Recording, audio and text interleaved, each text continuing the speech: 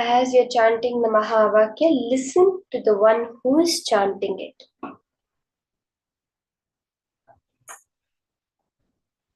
You can sit without any movement in your body. Just sit straight and don't let any restlessness, any movement come. Sit absolutely still. Reflect that stillness of the body as the stillness of the inner space. Just disengage. Whatever happens, let it happen. But be unclenched.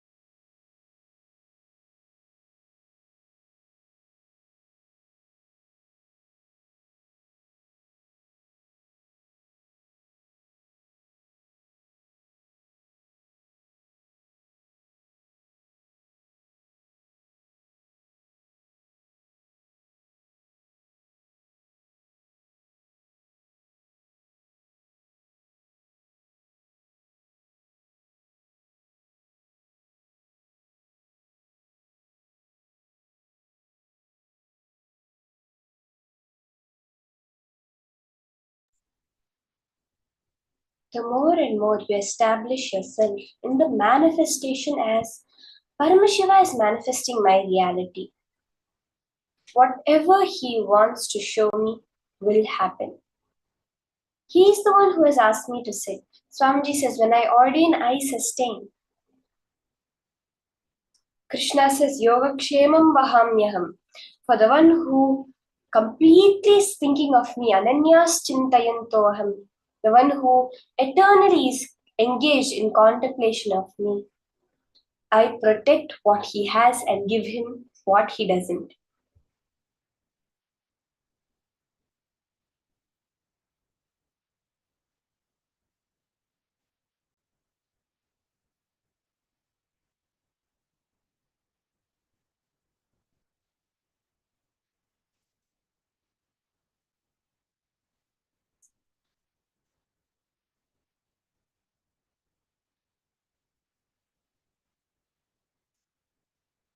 Let's all now relax. You can check back, look how the manifestation has happened. Take another picture, another video.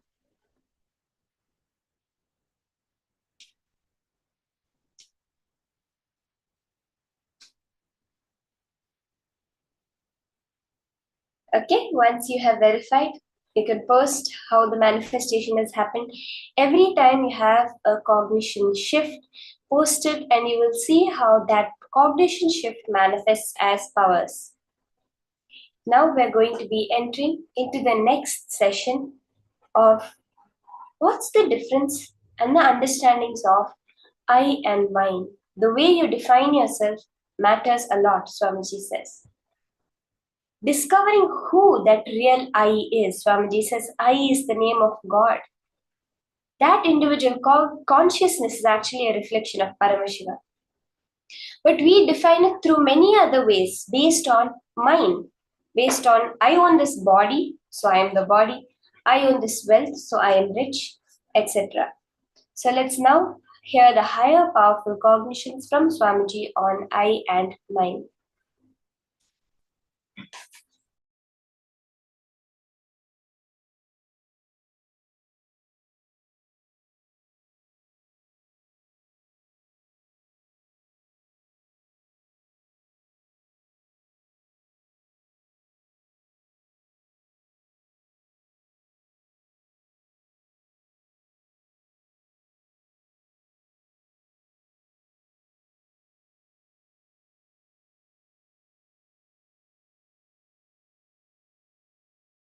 The reason for enmity, please understand.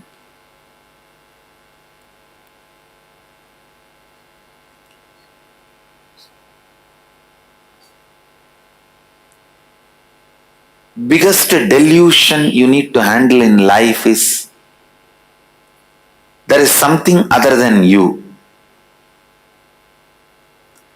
Underquote, there is something other than you. Everything exists is you.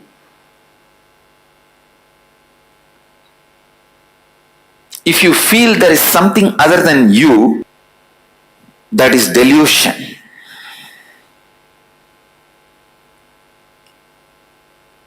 Handling the delusion is very important. For that you need to know what or whom you feel as other than you and why you feel that or them as other than you. Please understand. If a bamboo is thrown in the Ganga and that bamboo is floating, it looks like Ganga is become two now, right side, left side. But Ganga never became two. The bamboo makes Ganga look like two. It is always our enmity that makes your conscious Ganga to look you and other.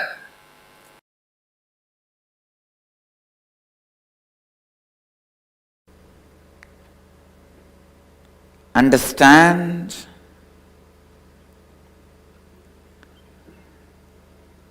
Digest Advaita more and more into your thinking. Digest Advaita more and more into your words. Digest Advaita more and more in your actions. Every simple digestion means even if you make a very simple decision,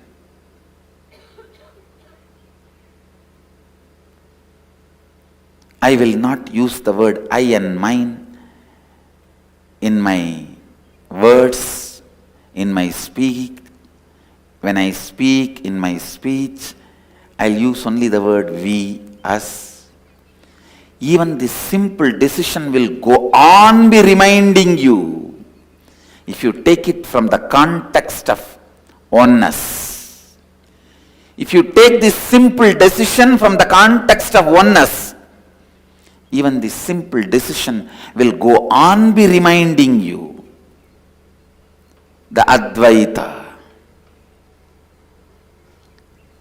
It will go on be reminding you the Advaita.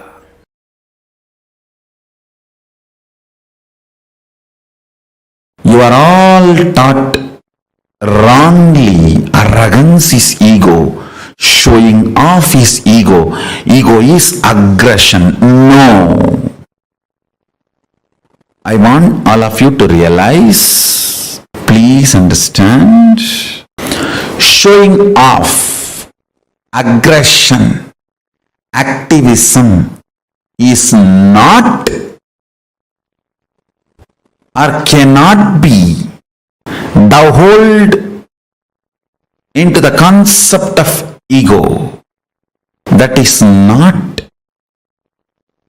the definition which can solve your problems. I'll tell you from the vision of Paramashiva what is ego precisely. Ego is self-beating mechanism, the stick with which you constantly beat yourself, put you down through your self-doubt, self-hatred, self-denial. Constant SDHD bonding gum is what I call lust, and the frequency with which you use that is ego. Second important thing, I, the identity I is not the source of mine, but mine is the source of I. This delusion, listen carefully. The truth is, I is not the source of mine, mine is the source of the I.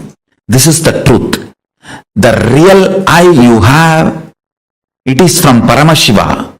The I you experience is from mine. But due to the delusion of the lust, you start feeling the mine is from I and constantly legitimize decisions of the mind as the decisions of the I. Please understand. Decisions of the mind, when you associate that as the decisions of I, you have fallen into delusion. For example, some small chemical imbalances in your body, hormonal imbalances in your system, if they decide something, it is decisions of mine, not decisions of I. But you pick those decisions and attribute them to you and start thinking it is decisions of I, then you execute it. That delusion, the decisions of mine getting attributed to decisions of I, decisions of mine becoming part of the decisions of I, decisions of mine due to the lust gets attached and made to feel experience as decisions of I. I tell you, this is the worst shade of the lust. Worst shade of the lust is not the body's attachment or craving for another body or person. The worst shade of the lust is the actions and reactions of the mind being portrayed to you as the actions and reactions of the I due to the extreme attachment, lust between mine and I. Listen carefully. Shanti means able to see the gap between what is the instinct of the I and what is the instinct of the mind. That is Shanti. able to see inside your inner space? The thoughts generated in you, are they from mine or are they from I? Always the I realizes and releases only powerful cognitions. Always mine realizes and raises only powerless cognitions. It's an eternal law of life. Ability to see the gap is Shanti. Inability to see the gap is Moga.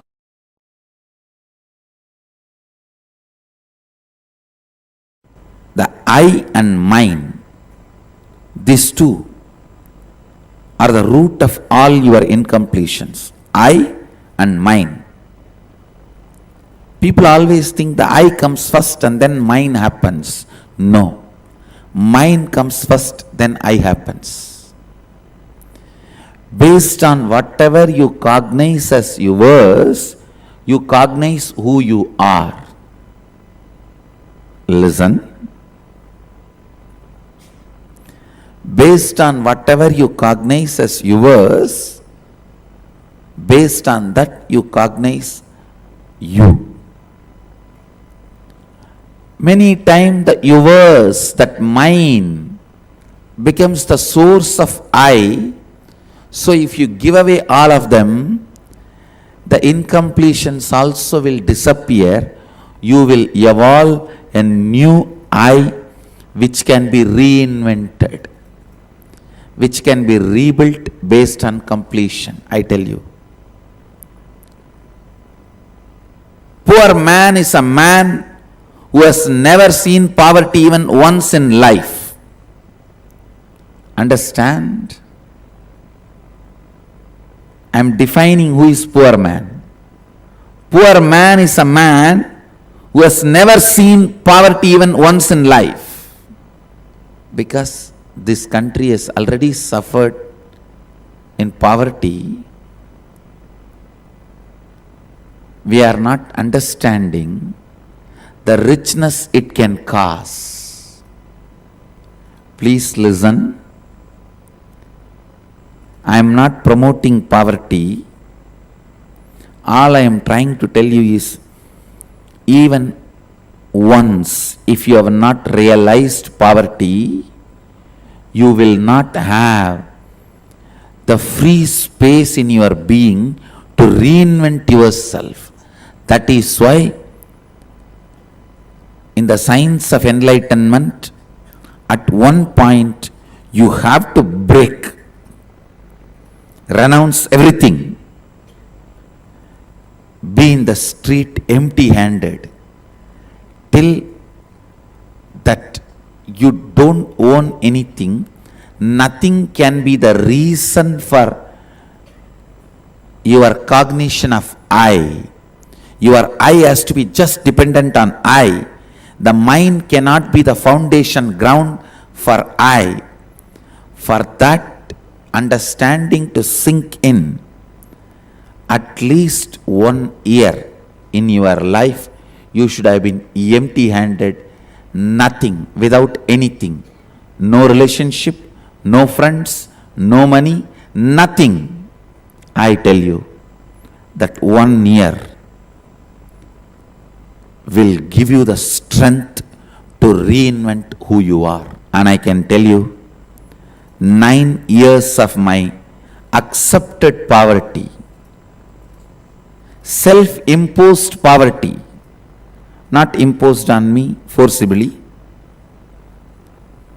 I may not want to say my Purvashram family is rich, but they are decent. They were able to provide food and clothes and shelter for me.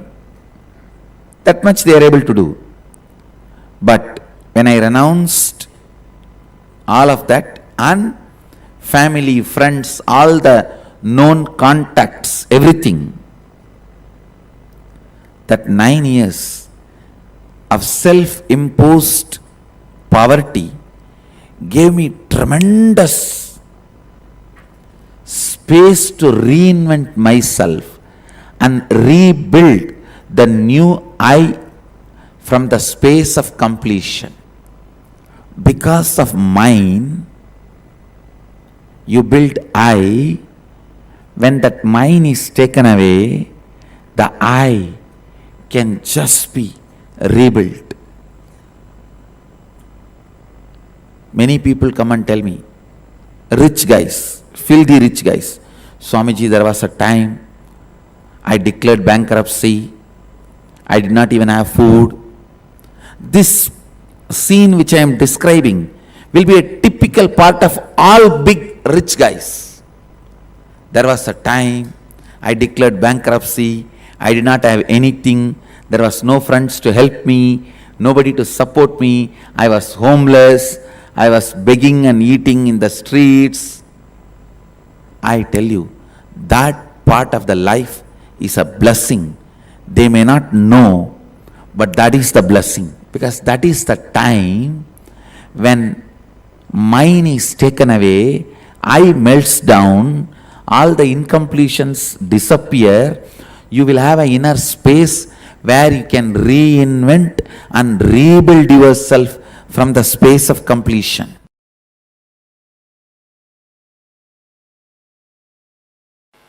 Biggest delusion you need to handle in life is there is something other than you. Underquote, there is something other than you. Everything exists is you.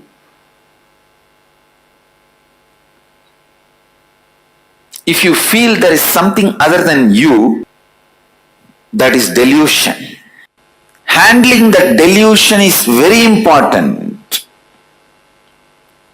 For that you need to know what or whom you feel as other than you and why you feel that or them as other than you. Please understand,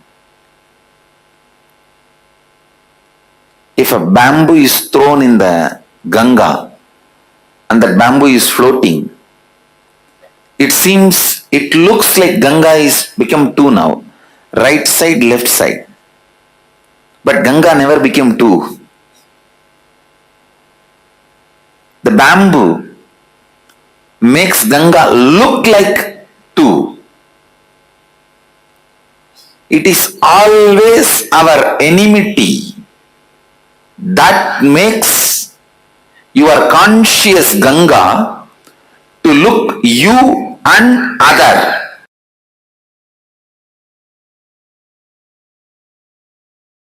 Tena tyaktena munjidamakrita kasya sviddanam. Celebrating everything by renouncing everything. Isha vasyam mitam sarvam.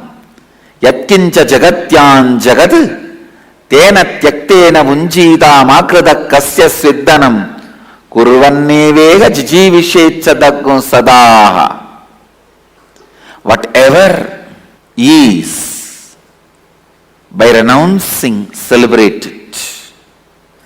By renouncing the idea of I and mine, celebrate whatever is.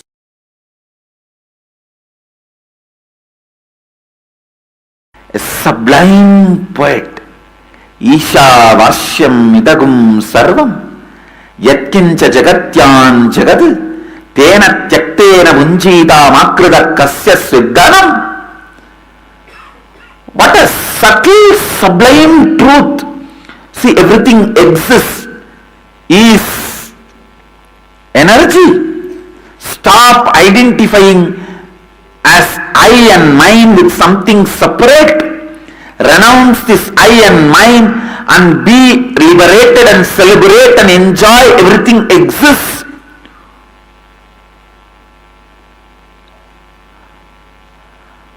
Just remembering this verse, without food and water and sleep, I can spend days together. When methods are given, you ask for the gist. When conclusions are given, you ask for the method. It's a human mind. Ishavasya Upanishad gave all the conclusions. Ishavasyam idam sarvam yatkincha jagatyan jagad tena tyaktena bunjita makridam kasya sviddanam. All conclusions.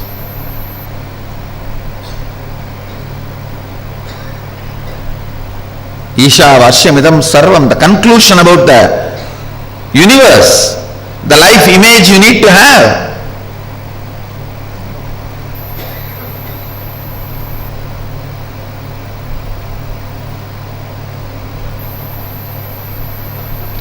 Ishavasyam idam sarvam yatkincha jagatyan jagat tena tyaktena bunjita makrida kasya sviddanam. Means that second statement is the conclusion, the relationship you need to have with the universe. Everything is part of you, be part of it. Not having an individual I and mine, celebrate the whole. The whole Ishavasya Upanishad, if you see, conclusions, that's all. Conclusions. If you just pick up the conclusions declared by Ishavasya Upanishad and start living, cognizing, you are done. Nothing more need to be done. You are a Jivan Mukta.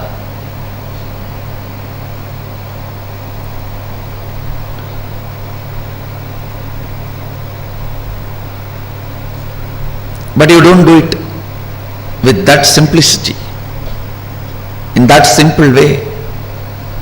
You ask for a method. How everything is God. How? Then comes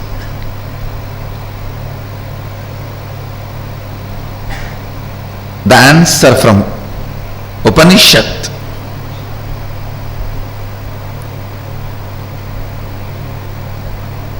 The Kenopanishad. Kenopanishad is a powerful thought current. I should say thought currents, because few more are presented in this. Powerful thought currents. The first thought current presented in Kenopanishad is seeking. Keneshitam patati preshitam manakena prana pratama praiti yuktaha keneshitam vachamimam vadanti chakshushrotram kavu devo yunakti.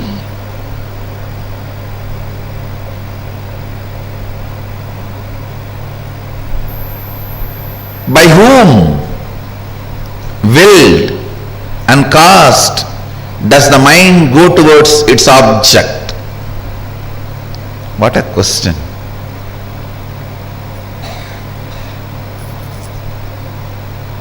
Just by the strength of the question, you know the person who is in front of you is a seeker or poker.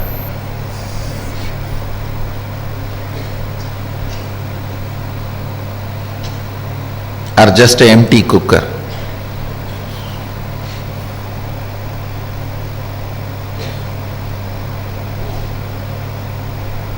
By whom? Keneshitam patati preshitam mana kena prana pratama praiti yuktaha.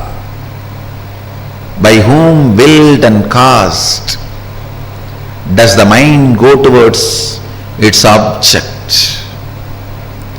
By whom, directed and united with which, does the first vital life energy, the chief cause, comes forth towards its activities? At whose will does the speech gets activated and speaks? Enlivened and directed by what luminous divine power? Indeed, do the eyes and ears engage in their functions? Understand?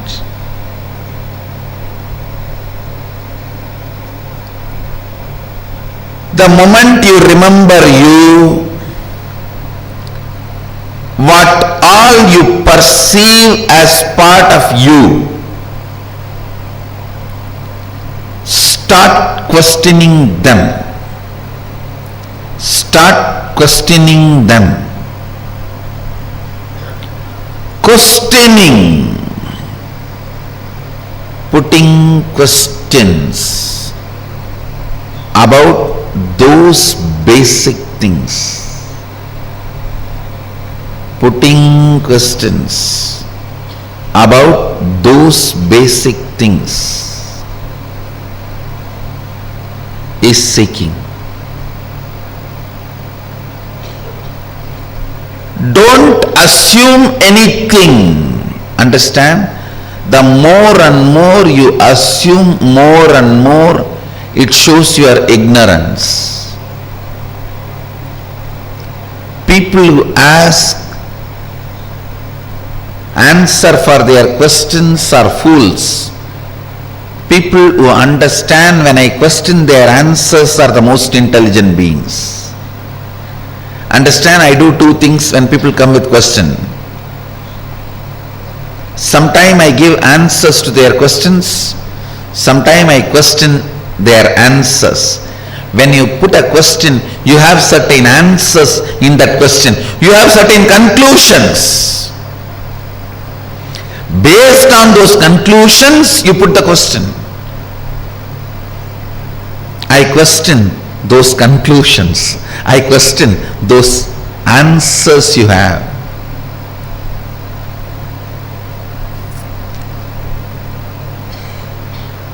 Understand? I am defining seeking. Seeking is having questions without any assumptions as foundation. Non-assumption questions, non-assuming questions is seeking.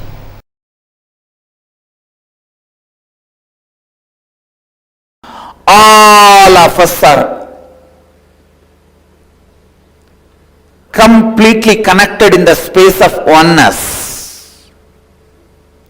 I am not saying all of us are one. All of us are in the space of oneness.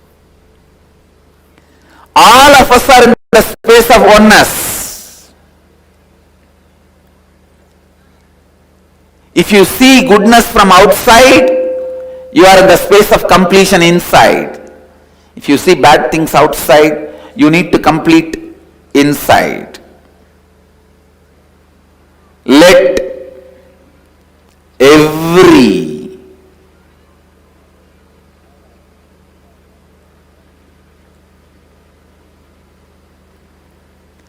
decision you make, let every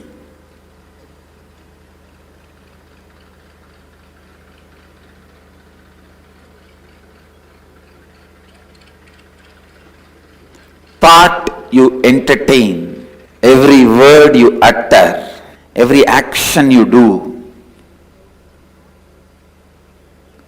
let it be based on Advaita.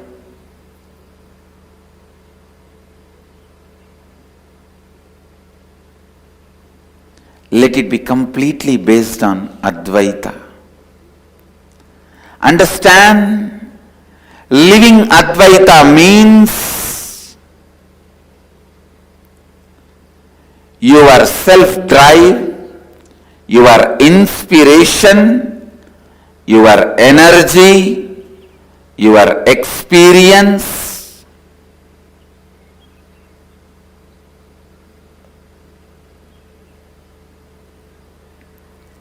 your intelligence, everything operates from Advaita, from the truth and fact, sacred secret of the oneness.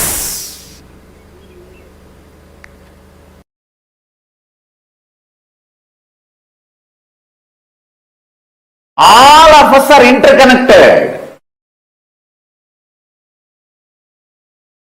We are all not islands. These are all fundamental truth. I tell you, when you start unclutching, Kailasa experiences the joy, bliss of your unclutching.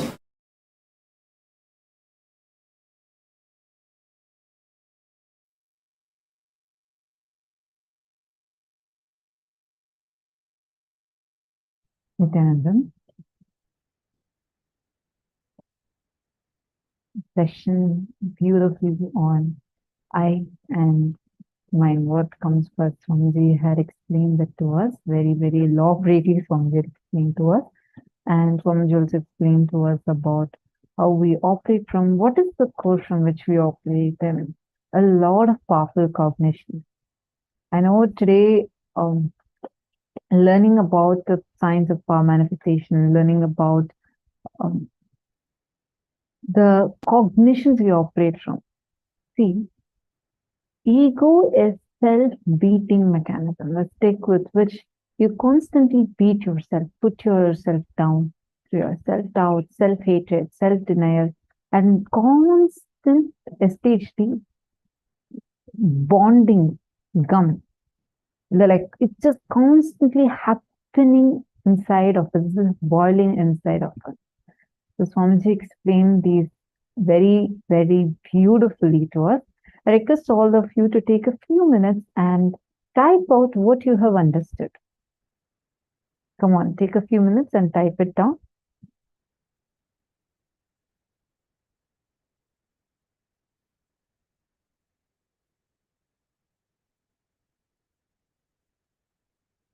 Okay, Magitanjali Khanna has asked a beautiful question. Sorry, Magitanjali, I just saw your message. I think you've asked this a while ago. So you've asked, Ma, I have a tendency to lock horns with defaulter at work. It's to be solved diplomatically, but I lock into people's eyes and talk, and this is not secure. How do I maintain integrity without getting scared?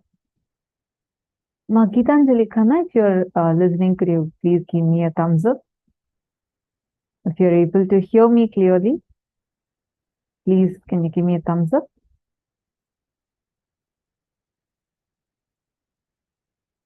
Gitanjali Khanna.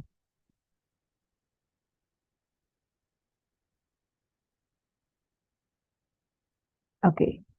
See, listen carefully. I think your video is frozen. You can message also, Ma Gitanjali Khanna. If you're able to hear me, you can even put a message saying, yes, you're able to hear me, because for me, your video is frozen. See, first and foremost thing, maintaining integrity does not mean you having to deal with someone in a way how you think is righteous. For example, you may think that, look, no, I'm just being straight to them. I'm just wanting to be straight and tell what I feel. I don't want to be very diplomatic. You don't need to be diplomatic, because the moment we use the word diplomacy, we start coming to a thinking that, okay, I need to be something inside and be something else outside. No, there is no necessity for it. You can genuinely be complete inside. See, why do you think you have a tendency to lock horns with someone? That's only because you are getting agitated by someone who's defaulting at work. Like you have a tendency, you feel that, hey, you know what you're doing is not right. So I don't feel what you're doing here is something right, and I'm getting triggered by it, and then I react. So that is where this tendency is going to come from. Am I right? Now, you don't need to actually deal this situation in this manner. You can still maintain integrity and still not be in a situation where you need to lock horns with another person. You don't need to get into a conflict with another person. You don't need to be someone else outside for this. You don't need to be having the grudge inside you and try to be, you know what, I just feel like this, trying to sugarcoat our words. We don't need to be that. You can still be integrated, but like you're asking, how do we do that? Understand. First and foremost thing, inside of you, what is getting triggered? Look into that.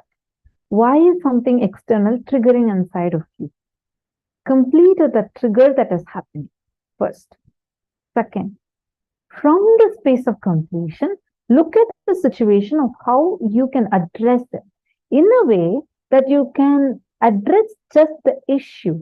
Swamiji says very beautifully, whenever you're stuck with any problem, do not see the cause of it as the person.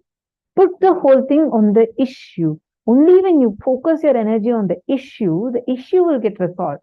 Otherwise, when you focus your energy on a person, you only get into conflict with the person. Never do that where you're going to having to get conflict with that person. Instead, shift it to dealing with the person, where dealing with the situation, and see how the situation can be resolved. Are you understanding, Ma? So take a few minutes and let me know, let me know if you are able to understand this.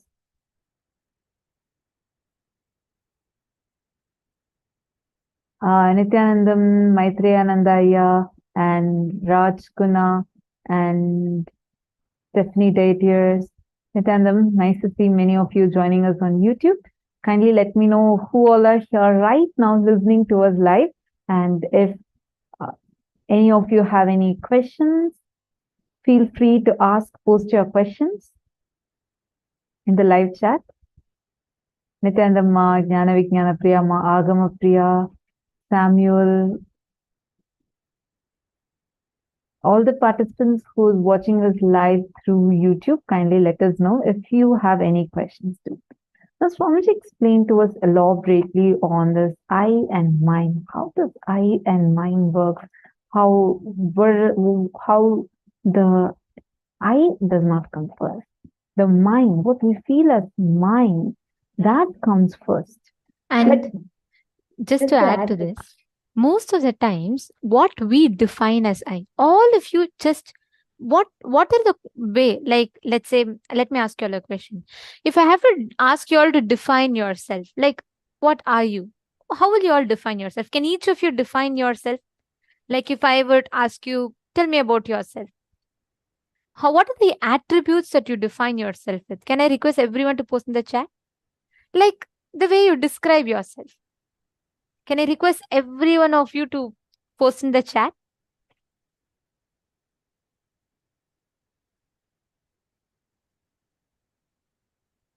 Can I request each of you to describe? Please post in the chat. However you will describe. When I ask you, if someone asks you, okay, tell me about yourself. Not necessarily. Ma Prithvi Prasad, it could be anything. It's not just about physical attributes. Just how you would define yourself. It could be even, sometimes you may even describe yourself based on your physical attributes, or sometimes it will be the qualities. Each of you might have a different, so I cannot give like a template. But if you were to describe yourself to someone, let's say someone has not seen you and you have to describe yourself to them, or someone does not know about you. Okay, my Jenny Tran has posted. Come on, everyone. Everyone is laughing as if you're asked to write an exam. Come on, you're all just going to describe yourself. Don't get scared. Just post however you would describe yourself.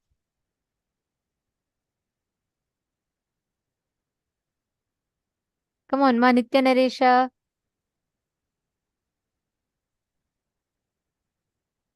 If someone asks you about yourself, fearful, unfriendly, okay, and come on, everyone else.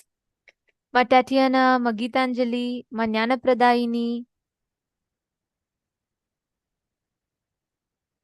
Ma Nitya Prema, Ma Susan, Ma Grazina Maria. Every one of you post. How will you describe it? How will you describe yourself?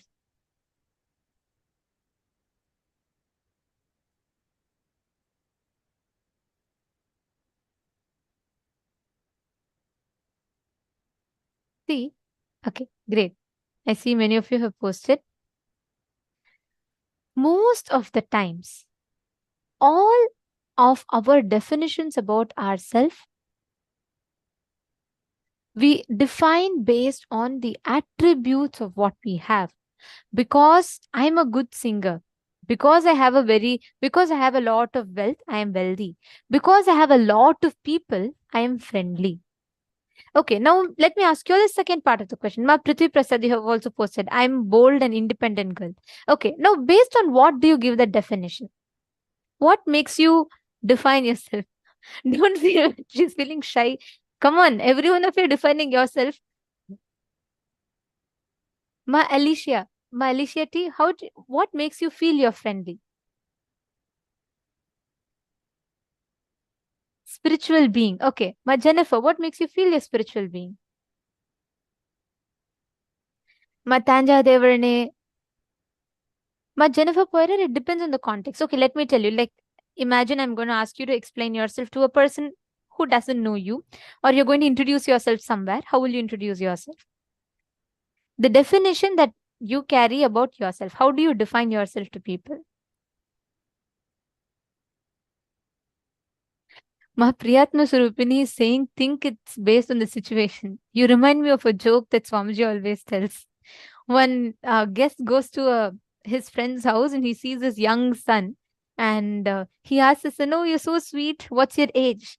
The son says, I am normally 7 years old, but when I go in the bus alone, I'm 5 years old. Your introduction can't be based on the situation. Just for getting the extra free ticket, the mom makes the child tell he's 5 years old. It should not be like that. Normally, what definition do you carry? Okay. Each of you have posted so many different things. Now, explain what makes you feel that way about you. Why do you think you're a bold person? Why do you think you're a friendly person?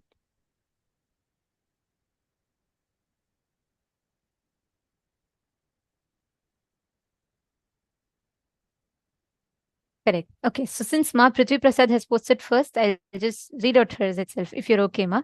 So you have posted that I told I'm bold because I was told I'm very timid and only found that I'm not. Independent girl because I was told to be dependent on someone all the time because I'm a girl again and again. And I grew up to be the opposite of it. Okay. Now, Ma Alicia T has posted from the reaction or facial expression shown from others. Undecisive is, I feel, struggle in making the decision. Okay. And Samuel Higaman, I see your message on the YouTube. I request if you can be a little more clear. You're saying caring very much about making others go towards Hinduism. Singer, artistic, caring very much about being Hindu. Good, but go a little more deeper.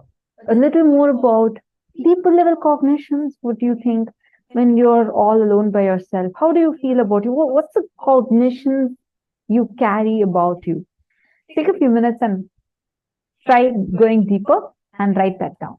And even in what each of you have posted, even Samuel Hegemanaya and every one of you, see, the moment you're asked to define yourself, our first definitions of ourselves, the attributes that we give to ourselves, always comes from what you cognize as mine. The way you define your I, you are telling you're a bold girl because you feel what people tell based on what you cognize as mine. Something outside gives you that tag of you're bold, you're intelligent. As long as you feel that the person living around you is not earning and giving you the money, you are able to earn yourself, it makes you feel you're independent. As long as you feel that you are not very shy or you can go and stand on your decision by yourself, it makes you feel you're bold. All of you see 100%, every single person, I'm seeing all of your messages, not just Ma Prithvi's, Ma Marva, Madonna, Ma Alicia, and in all these rooms, Samuel Hegemanaya and Ma Priyatma Swarupini, Ma Herilyn Gomez, Ma Jennifer Poirier, each of you, Ma Yili, every one of you have posted, you're a seeker, this, that, and each of you have given based on what, and most of you have also put it, depends based on the person that I'm telling. Most of the times, the tags you give yourself are always based on your mind. Your mind is defining your I. As long as your mind is defining the I, when that mind is removed, your I gets shaken. Please understand very carefully. The moment you lose your job, your definition of yourself as independent will be shaken. The moment you lose your voice, the definition of you being a singer, excellent singer, will be shaken. The moment you lose something where you build your definition of intelligence, your I will be shaken. Swamiji, this is one of the most beautiful definitions. We would have never cognized it this way at all. Till the time Swamiji told, I never ever understood it this way. But the moment I cognized it, I was like, oh my God, so true. Why do people fall into depression? If you've seen so many celebrities and actors, once they reach their heights of fame, but even one small movie goes into a flop, they all get into the mode of suicides and so many things happen. Why? Because 100% of us, all of us build our I based on our mind. My people celebrate me, so I'm a celebrity. Once I remember Swamiji said, one of the sannyasis had told, like, when Swamiji was supposed to go to a place, there was so much of crowd and people were standing there and for selfies and everything. So they were like, they said Swamiji is a celebrity. Swamiji said, I am not a celebrity. I celebrate my existence. Cosmos celebrates my existence. And that is why people celebrate them, the whole existence around me. Like that Swamiji said, celebrity is too shallow a word, because as long as people attribute that to you, you define yourself.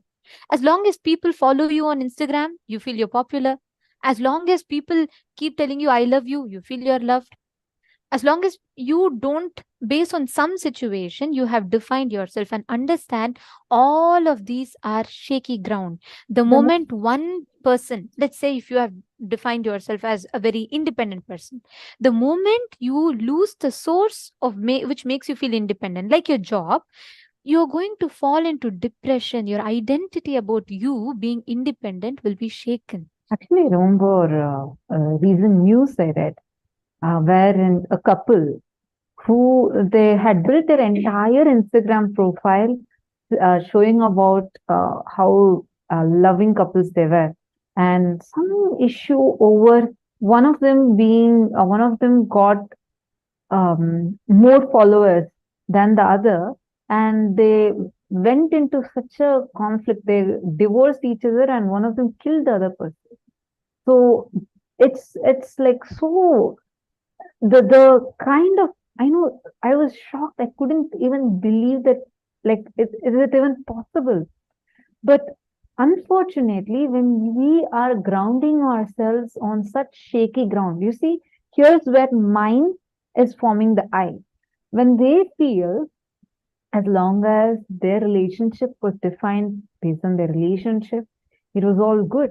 But when that mind changed to how they project themselves, based on the likes they're getting on a social media platform, based on the number of followers they're having on a social media platform, when that became their source of mind, meaning feelings is mind, and from there, when they started building their identity, I, when this mind was shaken, it led to them doing something so cruel, something unthinkable of. Understand, this is extreme. But unfortunately, in our life, in many areas, we take such extreme decisions, fall into extreme, we just crash down on extreme levels when the ground on which we are grounding ourselves is shaky. How many of you have seen kids playing with these cards where they build like a pyramid? You take these playing cards, you stack it up. It's like you get certificates. Oh, I'm a good mother. I'm a good sister. I'm a good daughter. I'm a good friend. I'm a good colleague. I'm a good brother. I'm a good husband. I'm a good wife. You get these certificates from your spouse, from your father, from your mother, from your boss, from your colleague, from your friend. You collect all that and build an identity of yourself and make a beautiful pyramid structure with all those playing cards. You get all these and make it. What will happen even if one fellow just pulls one card out? You just collapse. Like the whole thing just collapses. Am I right? I mean, see, that's how Swamiji will say, right, like, you just, like, we are so unstable. Even if one smile doesn't come from your spouse, enough. You go through 100 times divorce messages in your head. You go through again 200 times patch up, and you go through so much of a thing. Just not even a smile. Just one message didn't come from your spouse. As soon as you sent a message, poor guy would have been stuck in traffic or been talking something else there. But see, that's what happens when we are grounding ourselves. I'm just giving that as an example for fun, but we need to map it in our lives in different dimensions and see. Like, all of us do that. We need to understand how the ground on which we are grounding ourselves is too important. It's quite shaky. How many of you are actually seeing when you all posted the definition of I? How many of you are seeing it is derived from because of something external? How many of you are understanding that your I is defined by the mind? Can you all post in the chat? How many of you are catching it?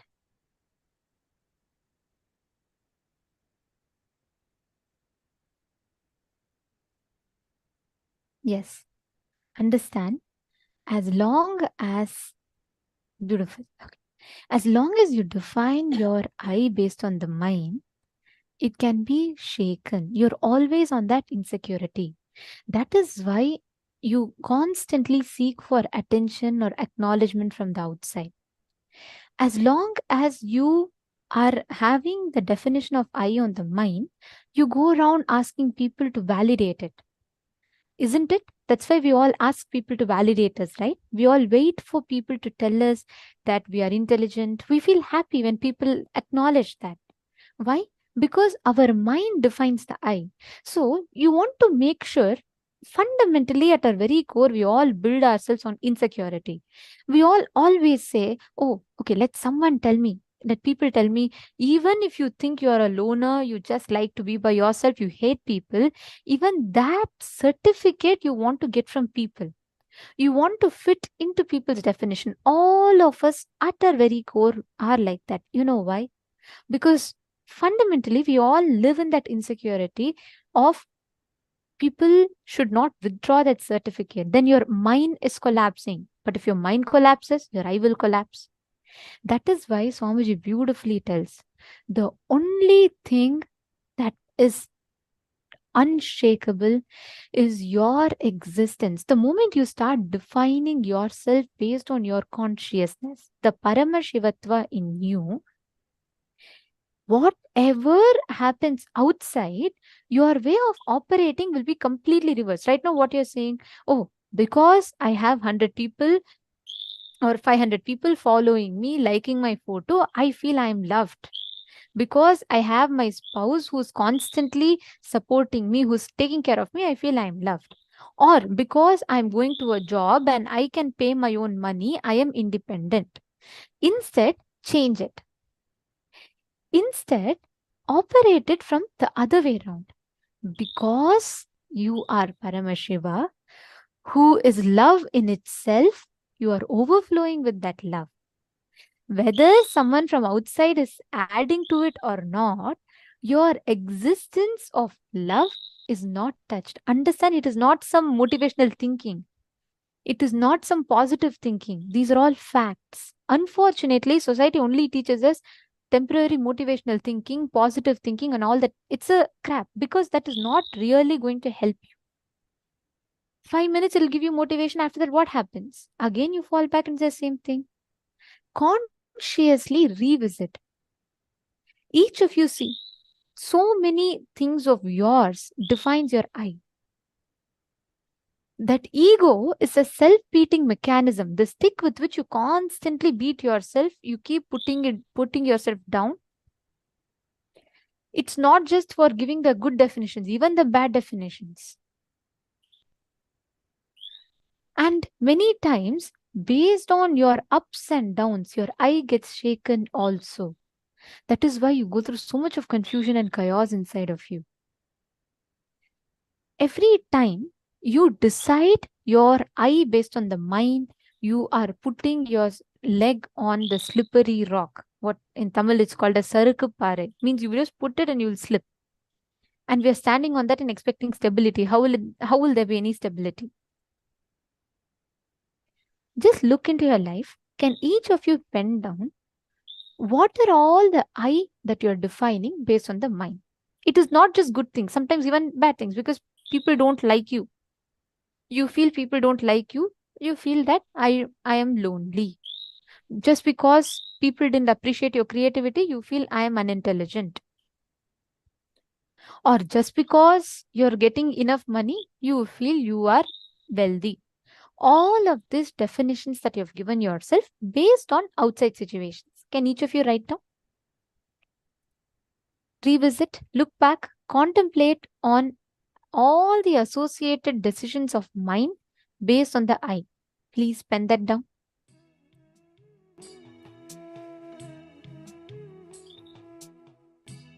Look back into your life and pen down.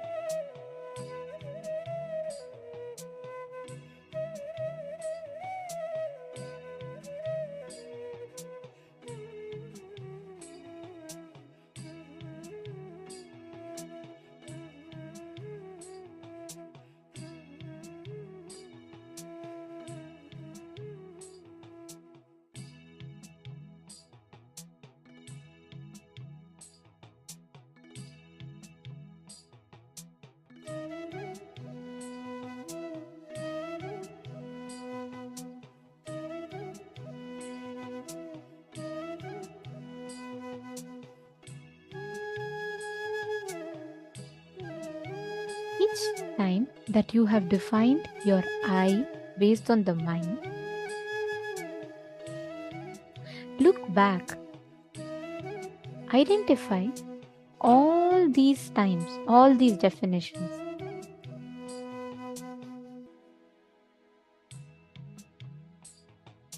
Now, all the perceived parts of you, all the declarations and decisions that you have made about you based on your mind, consciously replace it from the other way around. Define yourself: because I am Paramashiva, I am blissful. Because I am Paramashiva, I am love itself, so I am loved. Every part of definition that you have given, rephrase it from the powerful cognition of you being Paramashiva. Revisit all the definitions you've written down now and define each of them with the cognition that I am Paramashiva. I request every one of you to pen down.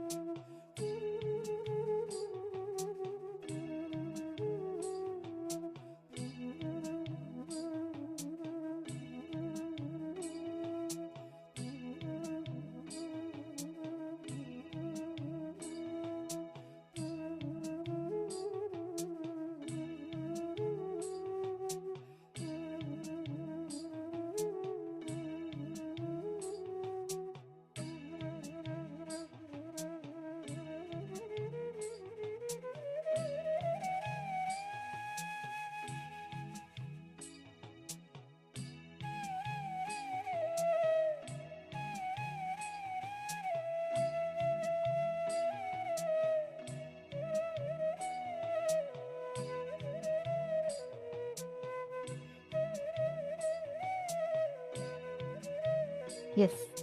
Now, if you all have written down, please relax. How many of you finished writing? Could you all please put done in the chat?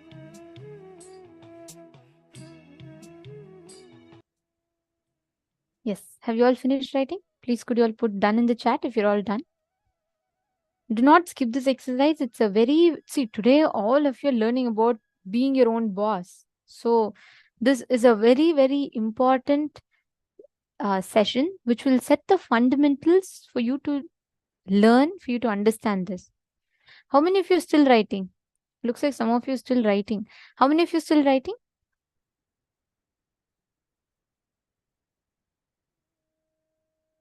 Okay.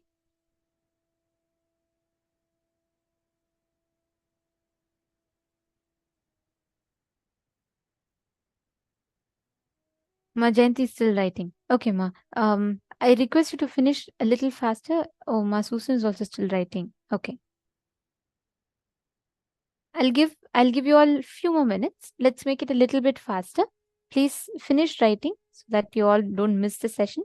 Finish writing this. Ma Hogs is saying, finally understand who is the boss. You are the boss.